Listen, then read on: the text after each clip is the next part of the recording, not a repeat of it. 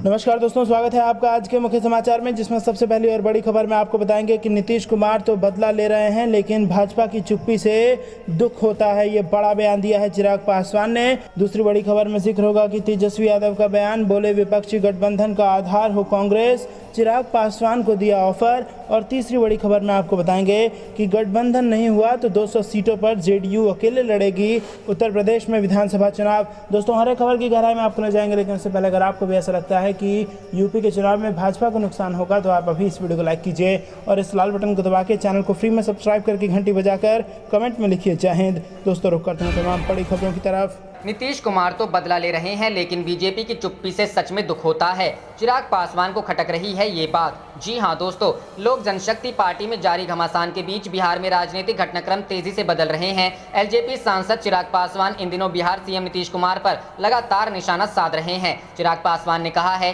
कि नीतीश कुमार ने लगातार रामविलास पासवान की लोकप्रियता को कम करने की कोशिश की है। नीतीश कुमार का रवैया हमेशा से ही लोजपा के प्रति बदला लेने वाली भावना की रही है। चिराग पासवान ने कहा है कि जब नेताओं ने उनकी पार्टी छोड़ी तो उन्हें बहुत दुख पहुंचा है। जिन लोगों ने पार्टी को गलत नीतियों से तोड़ने की कोशिश की है वह इसमें नाकाम साबित होंगे। हिंदुस्तान टाइम्स को दिए इंटरव्यू में चिराग पासवान ने कहा, जिन लोगों ने हमारी पार्टी को धोखा दिया है उन्होंने मुझे धोखा नहीं दिया है, बल्कि उन्होंने पार्टी के प्रमुख रह चुके रामविलास पासवान को धोखा दिया है। चिराग पासवान ने कहा, अभी भी पार्टी के सभी लोगों का विश्वास मुझ में है। बागी चाचा पशुपति पारस पर रामविलास पासवान ने कहा, जो लोग रामविलास पासवान के विचारों का सपोर्ट करते हैं वह कभी भी नीतीश कुमार का समर्थन नहीं करेंगे। मेरे चाचा ने पार्टी को तोड़ा है और वह अब मेरे पिता के विचारों की दुहाई देते हैं, लेकिन उन्हें नहीं पता है कि वह मेरे पिताजी को ही धोखा दे रहे हैं। नीतीश जी ने हमेशा ही रामविलास पासवान की छवि खराब करने की कोशिश की है। चिराग पासवान ने कहा, 2002 में हमारी पार्टी लोक जनशक्ति पार्टी बनी थी, तब से लेकर आज तक नीतीश कुमार जी ने हमें नीचा दिखाने और हमारी पार्टी के बुरा सोचा है। उन्होंने हमेशा हमारी पार्टी को तोड़ने की कोशिश की है।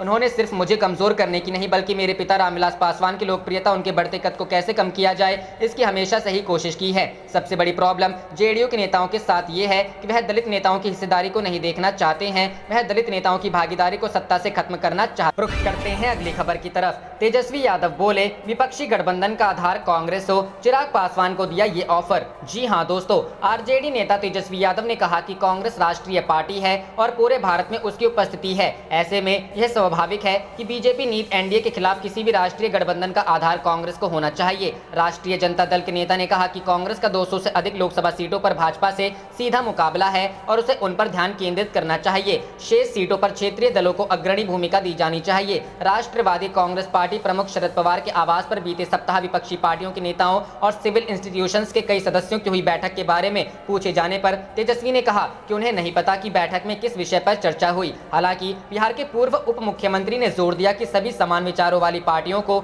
इस सबसे अधिक दमनकारी, विभाजनकारी, अधिनायकवादी और फांसीवादी सरकार को हराने के लिए न्यूनतम साझा कार्यक्रम के तहत एक साथ आना चाहिए। उन्होंने कहा, हमारे नेता ने वर्ष 2014 के चुनाव से पहले चेतावनी देते हुए कहा था कि ये चुनाव तय करेगा कि देश टूटेगा या बचेगा, और अब अधिकतर पार्टियां और हमारे समाज के लोग इससे पहले से कहीं अधिक महसूस कर रहे हैं। यह पूछे जाने पर कि बैठक में कांग्रेस की उपस्थिति नहीं थी और क्या भाजपा का मुकाबला करने के लिए बनने वाले राष्ट्रीय गठबंधन में कांग्रेस को शामिल करना चाहिए, तो तेजस्वी ने कहा कि कांग्रेस राष्ट्रीय पार्टी है जिसकी मौजूदगी पूरे भारत में है और ऐसे में स्वाभाविक है कि भाजपा नीत एनडीए के खिलाफ किसी भी राष्ट्रीय गठबंधन का आधार कांग्रेस को होना चाहिए। उन्होंने कहा कि कांग्रेस का 200 से अधिक सीटों पर भाजपा से सीधा मुकाबला है, न कि क्षेत्रीय पार्टियों का। तेजस्वी ने कहा, पिछले अनुभवों को देखते हुए मेरा मानना है कि कांग्रेस को उन सीटों पर ध्यान केंद्रित करना चाहिए जहां पर उसका सीधा मुकाबला भाजपा से है, और बाकी बची सीटों पर खुले दिल और दिमाग से संबंधित क्षेत्रीय पार्टियों को अग्रणी भूमिका देनी चाहिए जहां वे मजबूत हैं, ताकि भाजपा को हराया जा सके।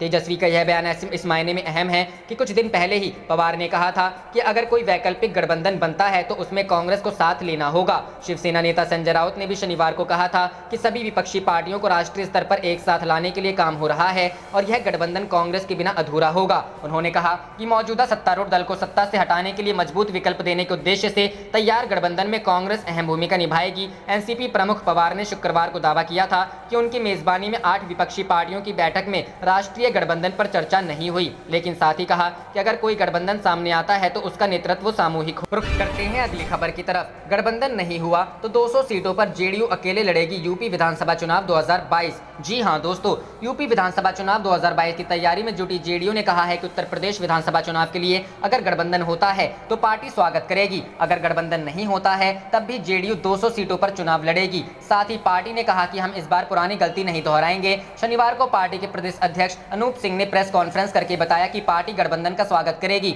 अगर गठबंधन नहीं होता है तो हम 200 सीटों पर चुनाव लड़ेंगे। जेडीयू ने सभी जिला के पदाधिकारियों को निर्देश दिया है कि वे जिलों में प्रत्याशियों की लिस्ट प्रदेश कार्यालय में भेजें ताकि प्रत्याशियों की समीक्षा करने के बाद उनकी घोषणा की जाए। अनूप सिंह ने बताया कि पार्टी का ध्यान अति पिछड़ों, अति दलितों को मुख्य धारा से जोड़ने का है। जेडीयू की बिहार मॉडल के साथ चुनावी लड़ेगी। इससे पहले पार्टी के प्रदेश कार्यालय में आपातकाल और लोकतंत्र को लेकर एक गोष्ठी आयोजित की गई थी। जेडीयू के राष्ट्रीय प्रधान महासचिव और प्रवक्ता केसी त्यागी ने गोष्ठी को संबोधित किया। गोष्ठी के दौरान उनकी तबीयत बिगड़ने लगी, इसलिए उन्हें संगोष्ठी छोड़कर जाना पड़ा।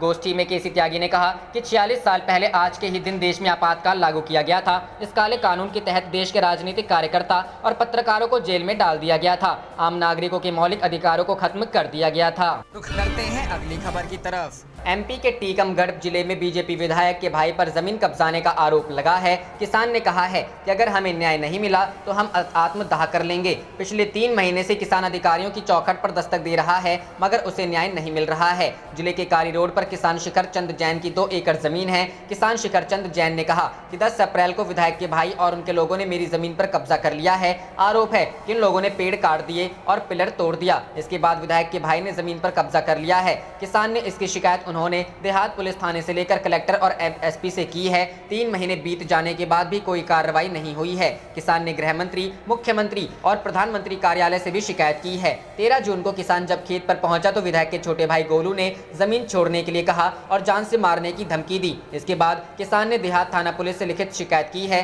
किसान ने कहा कि उनकी 2 एकड़ जमीन उत्तमपुरा गाँव के पास है, जिस पर विधायक की नजर लग गई है। विधायक उससे जमीन हड़पना चाह रहे हैं। किसान ने कहा कि मुझे परेशान करवाया जा रहा है। शिखर चंद जैन ने कहा कि अगर 1 सप्ताह के अंदर न्याय नहीं मिला तो टीकमगढ़ कलेक्ट्रेट के सामने आत्मदाह करूंगा। वहीं बीजेपी विधायक राकेश गिरी गोस्वामी ने आरोप पर कहा है कि शिकायतकर्ता कांग्रेस पार्टी का है। इसके साथ ही बीजेपी के मेरे विरोधी इस मामले को हवा दे रहे हैं, जबकि मेरा इस जमीन से कोई लेना देना नहीं है। उन्होंने कहा कि 2 दिन बाद वह मीडिया के सामने आकर के पूरे मामले का खुलासा करेंगे। रुख करते हैं अगली खबर की तरफ। रामविलास पासवान की जयंती पर बिहार में गरमाएगी सियासत। मैदान पर अलग अलग उतरेंगे चिराग और पारस गुट के सिपाही। जी हां दोस्तों, लोजपा का पारस गुट पार्टी के प्रदेश कार्यालय में 5 जुलाई को स्वर्गीय रामविलास पासवान की जयंती मनाएगा। प्रदेश प्रवक्ता लल्लन चंद्रवंशी ने इसकी जानकारी दी। उन्होंने कहा कि समारोह में लोजपा के राष्ट्रीय अध्यक्ष पशुपति कुमार पारस के अलावा राष्ट्रीय व राज्य स्तर के नेता शामिल होंगे। इस दिन पार्टी कार्यालय में रामविलास पासवान की याद में गरीबों को भोजन की व्यवस्था की गई है।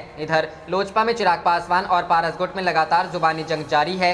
चिराग लगातार कह रहे हैं कि राष्ट्रीय कार्यकारिणी के अधिकांश नेता व सदस्य उनके साथ हैं, वो भाजपा के हनुमान थे और आगे कानूनी लड़ाई लड़ेंगे। जवाब में पशुपति पारस केवल सौरभ पांडे पर परिवार व पार्टी तोड़ने का आरोप लगा रहे हैं। शनिवार को लोजपा प्रवक्ता श्रवण अग्रवाल ने कहा कि अगर वो भाजपा के हनुमान थे तो उन्होंने पश्चिम बंगाल व असम में भाजपा के खिलाफ अपने प्रत्याशी क्यों उतारे। असल में वो प्रशांत किशोर व राजद के हनुमान हैं। भाजपा कभी नहीं चाहती थी कि बिहार विधानसभा चुनाव में लोजपा अलग चुनाव लड़े। दूसरी ओर लोजपा के चिराग गुट की ओर से 5 जुलाई को आशीर्वाद यात्रा शुरू करने की घोषणा पहले से की गई है। चिराग गुट के प्रवक्ता अरविंद सिंह कल्लू ने बताया कि कार्यक्रम की तैयारी जोरों पर चल रही है और तोरण द्वारा बैनर पोस्टर बनाने का काम किया जा रहा है। उन्होंने बताया कि आगामी आशीर्वाद यात्रा को लेकर 28 जून को हाजीपुर में एक महत्वपूर्ण बैठक की जाएगी। रुख करते हैं अगली खबर की तरफ। बिहार में अक्टूबर से पहले हो सकता है पंचायत चुनाव, जानिए कब जारी होगा कार्यक्रम। जी हां दोस्तों, राज्य निर्वाचन आयोग पंचायत चुनाव कराने की तैयारी में जुट गया है। राज्य निर्वाचन आयुक्त डॉक्टर दीपक प्रसाद ने शनिवार को सभी जिलाधिकारियों के साथ वीडियो कॉन्फ्रेंसिंग कर पंचायत चुनाव की तैयारियों की समीक्षा की।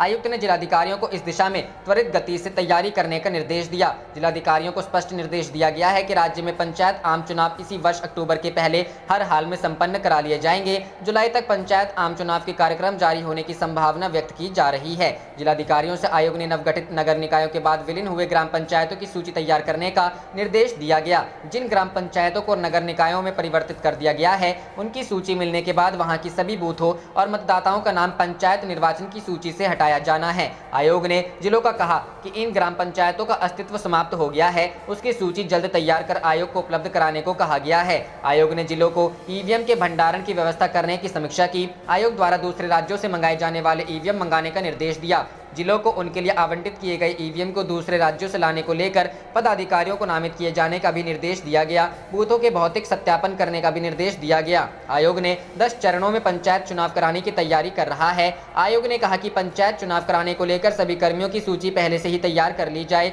वीडियो कॉन्फ्रेंसिंग में आयोग के सचिव योगेंद्र राम के अलावा अन्य अधिकारी भी उपस्थित थे। आप देख रहे थे आपका अपना चैनल जय हिंद जय भारत।